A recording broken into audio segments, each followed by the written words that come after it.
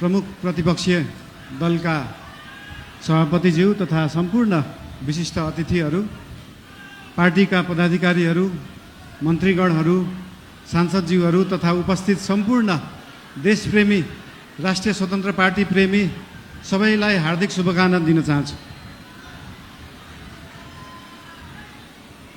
कुरा कताबाट सुरु गरौँ त? आज खासमा चाहिँ यो महाधिवेशन भनेको पार्टीको विषयमा बोल्ने, पार्टीलाई कसरी सुदृढ बनाउने, पार्टीलाई कसरी बलियो बनाउने, हाम्रो पार्टी जुन एउटा सानो महत्त्वाकांक्षा, सानो इच्छा, सानो देश बनाउने हुटुटीले सुरु भएको पार्टी आज महाधिवेशनको पहिलो दिनसम्म आउँदै गर्दाखेरि यो पार्टी, यो आन्दोलनको रूपमा भएको पार्टी, भावनाको रूपमा भएको पार्टीलाई संस्थागत गर्ने, स्थापित गर्ने दिनमा आउँदाखेरि हामीले धेरै जसो पार्टीलाई कसरी एक ठाउँमा ल्याउने भन्ने नै कुरा गर्नुपर्छ।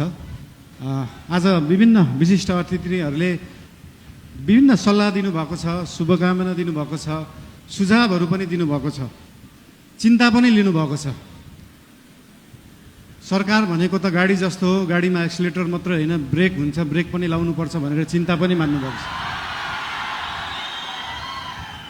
त्यस्तो चिन्ता चाहिँ लोकल रोडहरूमा हिँड्दाखेरि गाडी सिधा गइराख्दाखेरि कहिले लेफ्टबाट गाडी आउँछ, कहिले राइटबाट मान्छेहरू आउँछ। तर हाम्रो गाडी लोकल रोडमा हिँडेको गाडी होइन, हाम्रो एक्सप्रेस वेमा हिँडेको गाडी हो। गन्तव्यमा पुगेपछि मात्रै ब्रेक लाग्छ, गन्तव्यमा पुग्नुभन्दा अगाडि ब्रेक लाउन जरुरी हुँदैन। र हाम्रो गाडी अनियन्त्रित पनि छैन, वातावरण पनि मिलेर गएको छ। त्यही भएर हाम्रो पार्टीप्रति, हाम्रो सरकारप्रति जुन चिन्ता लिनुभएको छ त्यसको लागि धेरै धेरै धन्यवाद पनि दिन चाहन्छु। चिन्ता लिनु राम्रो कुरा हो।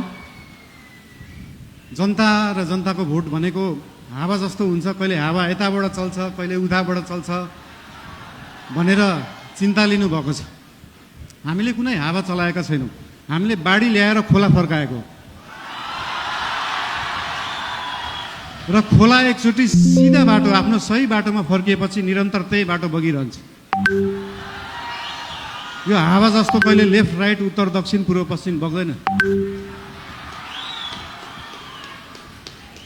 त्यही भएर चिन्ता लिनुहुनेहरूलाई धेरै धेरै धन्यवाद दिन चाहन्छु। यस्तै चिन्ता हामीलाई दिइराख्नु होला, हामीलाई मार्गदर्शन दिइराख्नु होला।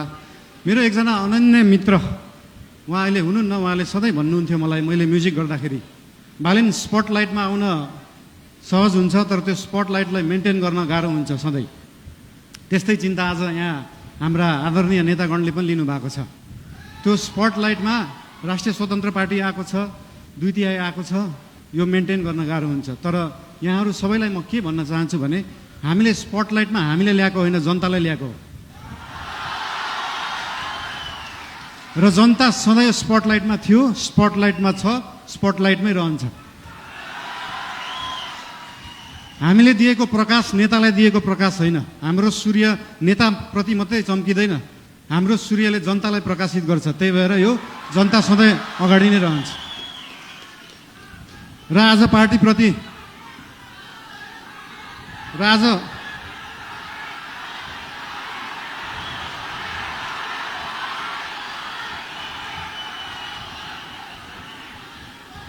आज पार्टीको विषयमा विशेष गरी कुरा राख्नुपर्छ भनेरै हाम्रो पार्टीको चिन्तन कस्तो हो, लेफ्ट हो, राइट हो, सेन्टर हो, धेरै चिन्ता लिइराख्नु पर्दैन। हाम्रो पार्टी विकासवादी पार्टी हो, विकास गर्ने, काम गर्ने पार्टी हो। हाम्रो पार्टी अगाडि बढ्ने पार्टी हो। हामी प्रतिशोध साध्ने, पुरानो पुरानो कुरा लिएर न्यू खोज्दै बस्ने होइन।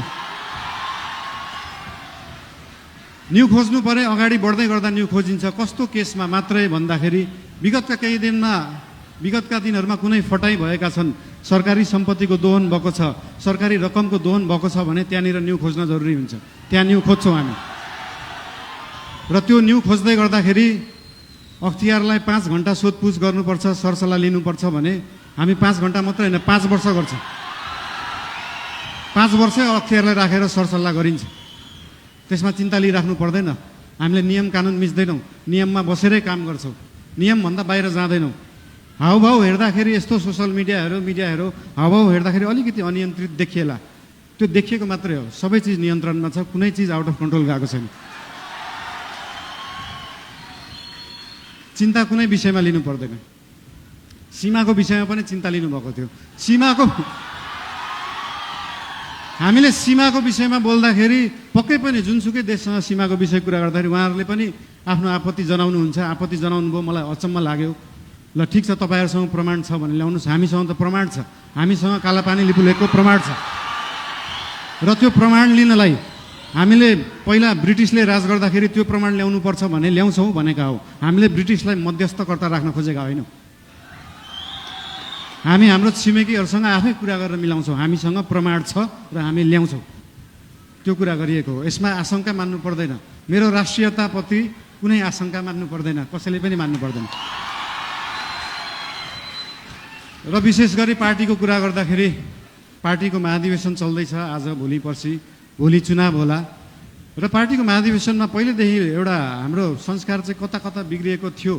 पहिला गुट बनाउने, उपगुट बनाउने। एउटा कुरा तपाईँहरूलाई यहाँ हुनुहुन्छ होला, महाधिवेशन प्रतिनिधिहरू हुनुहुन्छ होला, यहाँ केन्द्रीय सदस्य उठ्छु भनेर बस्नुभएका व्यक्तिहरू हुनुहुन्छ होला, पदाधिकारी उठ्छु भनेर बस्नुभएका व्यक्तिहरू हुनुहुन्छ होला। तपाईँहरूलाई एउटा कुरा स्पष्ट के भन्न चाहन्छु भने एउटा राम्रो नेता बन्नलाई, एउटा राम्रो राजनीतिज्ञ बन्नलाई जनताको आस्था, जनताको माया जित्नुपर्छ, कुनै समूहको मायालाई हुँदैन। त्यही भएर समूह बनाउने पछाडि नलाग्नु होला। त्यस्तो बिउ अहिले नै नरोप्नु कि त्यो बिउ भोलि रुख बनेर बिचबाट फाड्नु परोस्। त्यही भएर यस्तो बिउ रोप्ने काम, यस्तो रुख फलाउने कामहरू हामी चाहिँ नगरौँ। हामीले पुरानाहरूबाट यो सिक्नुपर्छ।